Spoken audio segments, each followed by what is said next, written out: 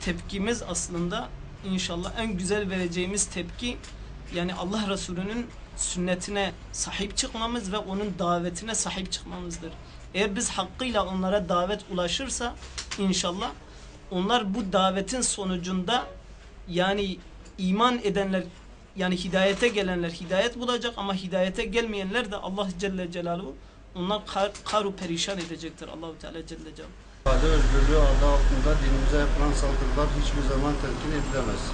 Biz bunları kabul etmiyoruz. Onlar kendilerince bizim sabrımızı ölçmeye çalışıyorlar. Biz sabırlıyız ancak kafire, zalime karşı sabırlı değiliz. Yarın yapılacak miting için de mutlaka gireceğiz. Kafirlere karşı, zalimlere karşı tepkimizi göstereceğiz. Ve gerekirse onların mekanlarını onlara zehir ederiz.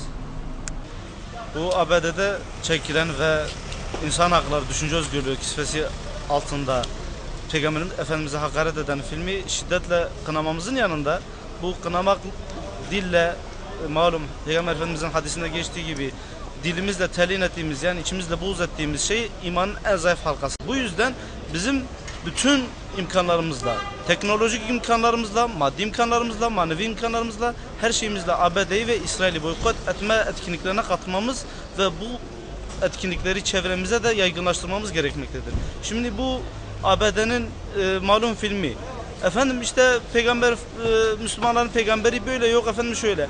Yahu siz İsa'nız haşa, bizim deyimimizle Hazreti İsa Yahudiler tarafından çarmıha gerildi diye inanıyorsunuz. Yahudiler bunu göğüslerini gere gere söylüyorlar. Ama siz bugün kalkıp Yahudilerle işbirliği yapıp Yahudilerin 100 tane Yahudinin finanse ettiği bir filmi alkışlıyorsunuz.